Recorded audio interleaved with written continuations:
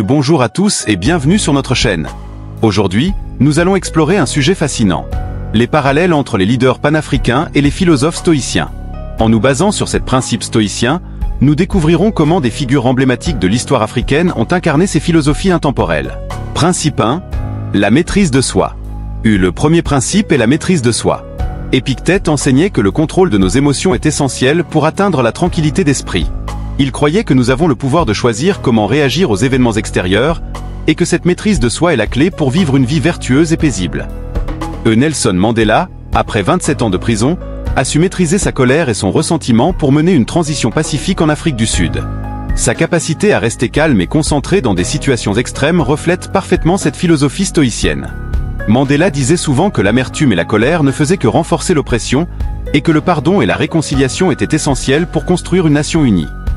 Mandela a démontré une maîtrise de soi incroyable, non seulement en survivant aux conditions brutales de sa détention, mais aussi en sortant de prison avec une vision claire de la réconciliation nationale.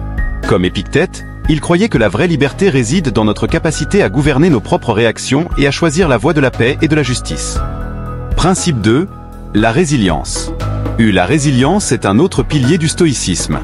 Marcus Aurelius, dans ses Pensées pour moi-même, parle de l'importance de persévérer face à l'adversité. Il écrivait que chaque difficulté surmontée nous renforce et nous prépare à affronter les défis futurs avec plus de sagesse et de courage. Kwame Nkrumah, le père de l'indépendance ghanéenne, a affronté de nombreux obstacles, mais sa détermination à libérer son pays de la colonisation est un exemple éclatant de résilience stoïcienne. Dès son retour au Ghana, il a été emprisonné par les autorités coloniales britanniques, mais cela n'a fait que renforcer sa détermination. Libéré de prison en 1951, Nkrumah a conduit son pays à l'indépendance en 1957, devenant le premier président du Ghana. Son parcours montre une résilience incroyable face aux défis politiques, économiques et personnels. Il a continuellement adapté ses stratégies et maintenu une vision claire de la liberté et de l'autodétermination pour son peuple, à l'instar de Marcus Aurelius qui voyait chaque obstacle comme une opportunité de croissance.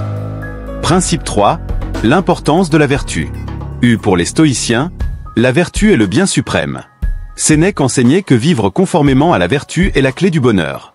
Il croyait que la sagesse, le courage, la justice et la modération étaient les piliers d'une vie vertueuse et signifiante. Patrice Lumumba, premier ministre de la République démocratique du Congo, a consacré sa vie à la lutte pour la justice et l'égalité.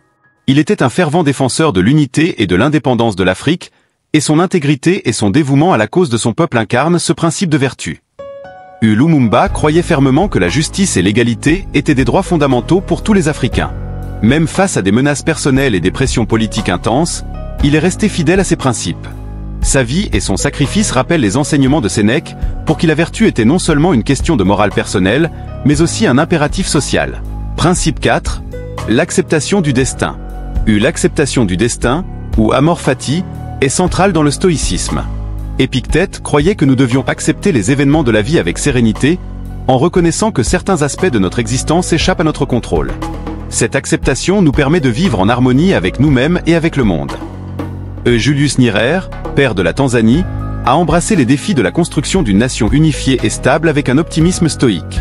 Il a accepté les hauts et les bas de cette entreprise comme partie intégrante de son destin, et a travaillé inlassablement pour réaliser sa vision d'une société juste et égalitaire. Nyerere a introduit le concept de Ujamaa, ou socialisme africain, qui mettait l'accent sur la communauté et la solidarité.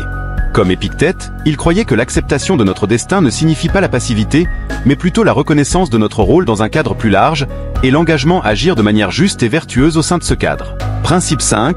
La communauté et la fraternité. Les stoïciens valorisent la communauté et la fraternité. Marcus Aurelius, en tant qu'empereur, prônait l'importance de servir la communauté. Il voyait son rôle de dirigeant comme un service public, et croyait que le bien-être de la communauté devait primer sur les intérêts individuels. Thomas Sankara, leader révolutionnaire du Burkina Faso, a travaillé sans relâche pour améliorer les conditions de vie de son peuple. Il a lancé des réformes radicales pour éradiquer la corruption, améliorer l'éducation, et promouvoir les droits des femmes, incarnant l'idéal stoïcien de service à la communauté. Sankara croyait fermement en l'autosuffisance et la solidarité communautaire. Ses politiques et ses actions étaient toujours orientées vers l'amélioration collective, plutôt que les gains individuels.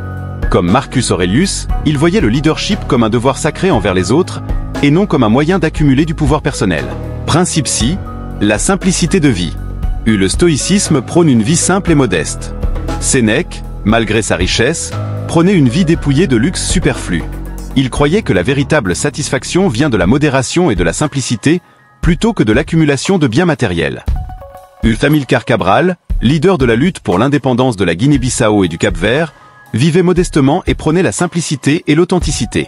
Il croyait que le véritable leadership impliquait de partager les conditions de vie de son peuple et de ne jamais se laisser corrompre par les privilèges du pouvoir. Cabral a toujours insisté sur l'importance de rester connecté aux réalités de son peuple. Sa vie simple et son dévouement à la cause de l'indépendance étaient des preuves tangibles de son engagement stoïcien. Comme Sénèque, il comprenait que la simplicité permet de se concentrer sur ce qui est réellement important et de vivre en accord avec ses valeurs. Principe 7. La préparation à la mort.